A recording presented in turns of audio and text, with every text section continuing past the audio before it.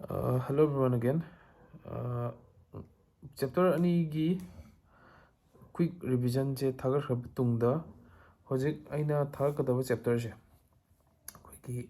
DNF log hai tare ko DNF log har chapter sigi quick revision ama I hojik thagal ke ko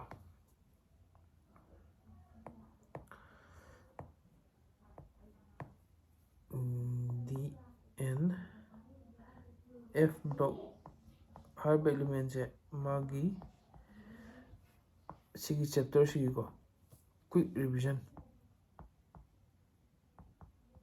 yang shi ko ma si chapter number 8 ni ko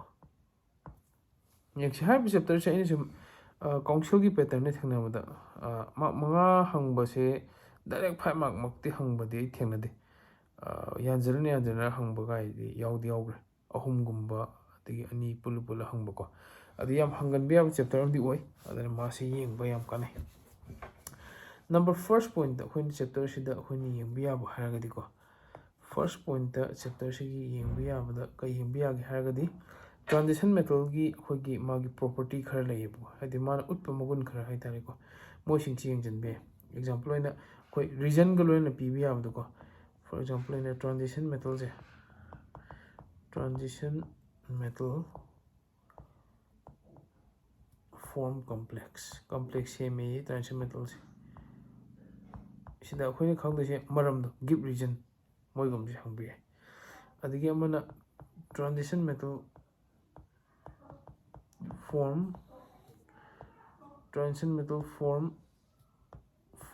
colored compound hai tare ko colored compound hariba part sigi su adum yengbi ai colored compound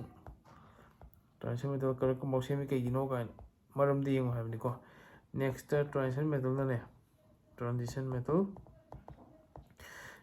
metal form alloy hai tare ko alloy ka de bai semi no ai maram yengbi ai adigi next magnetic property of transition metal je magnetic property kai gi utpa ngami yengbi ai magnetic property of transition metal masi yengbi ai transition metal yai ko si yengbi ai adigi transition metal gi ne interstitial compound formation yengbi ai transition metal form interstitial compound ko si yengbi ai interstitial compound transition metal interstitial compound ko mai sem gamino kaina ma si yengbi ai maram do ko ngai ko adigi transition metal na kai catalyst se moi anambo le samgal le ko transition metal form catalyst se moi na anambo semangam me nga bra si sing che khun yeng bi ai complex semba color compound semba alloy semba magnetic property interstitial compound catalyst mo sing che lo yeng bi ai ko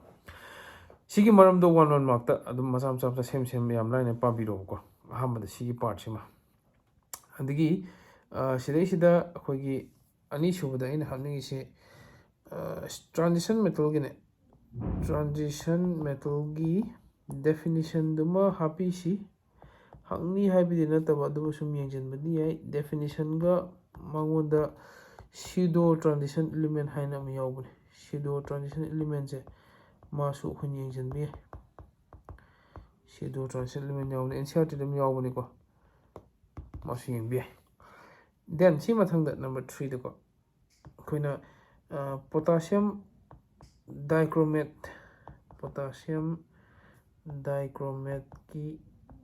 dichromate ki ko formula hargana K2Cr2O7 ko magi preparation yengbi ai ko preparation aduga magi reaction khar pi bani mosi strong oxidizing agent nga thane dana oxidizing reaction khar textbook example yaw bani si singri yengbi ai mosi adum hangbi yaw bani ko adigi force of the potassium permanganate ki sukane potassium permanganate ki maisu reaction ga magi ꯄ꯭ꯔꯤꯄꯔꯦꯁꯟꯒꯤ ꯌꯦꯡꯕꯤꯌꯣꯀꯣ ꯃꯥꯅ KMNO4 ꯅꯤꯀꯣ ꯃꯥꯒꯤꯁꯨ preparation ꯌꯦꯡꯉꯨ ꯁꯤꯁꯨ NCERT direct ꯌꯥꯎꯕꯅꯤ acidic ꯃꯦꯗꯤꯌꯝꯒꯤ ꯕꯦꯂꯦꯟꯁꯤꯡ basic ꯃꯦꯗꯤꯌꯝꯒꯤ ꯕꯦꯂꯦꯟꯁꯤꯡꯒ ꯍꯥꯏꯔꯒꯀꯣ ꯄ꯭ꯔꯤꯄꯔꯦꯁꯟꯒ ꯃꯥꯒꯤ ꯔꯤꯑꯦꯛꯁꯟꯒ ꯌꯦꯡꯕꯤꯔꯣ ꯑꯗꯨꯁꯨ ꯑꯦꯁꯤꯗꯤꯛꯇ ꯇꯧꯕ ꯔꯤꯑꯦꯛꯁꯟꯒꯤ ꯕꯦꯂꯦꯟꯁꯤꯡꯒ ꯕꯦꯁꯤꯛꯇ ꯇꯧꯕ ꯔꯤꯑꯦꯛꯁꯟꯒꯤ ꯕꯦꯂꯦꯟꯁꯤꯡꯒ ꯁꯤꯁꯨ ꯌꯦꯡꯕꯤꯌꯨꯀꯣ ꯑꯗꯒꯤꯅꯦ ꯑꯩꯈꯣꯏꯒꯤ ꯅꯝꯕꯔ 5 ꯁꯨꯕꯗꯅꯦ ꯇ꯭ꯔꯥꯟꯁꯤꯁꯟ ꯃꯦꯇꯜꯒꯤ ꯑꯩꯈꯣꯏꯒꯤ magnetic spin only magnetic moment calculate ꯇꯧꯕꯗꯣ ꯑꯗꯨꯁꯨ ꯌꯦꯡꯉꯣ calculation of spin only magnetic moment ꯁꯤ hangmaniko spin only magnetic moment puthokbase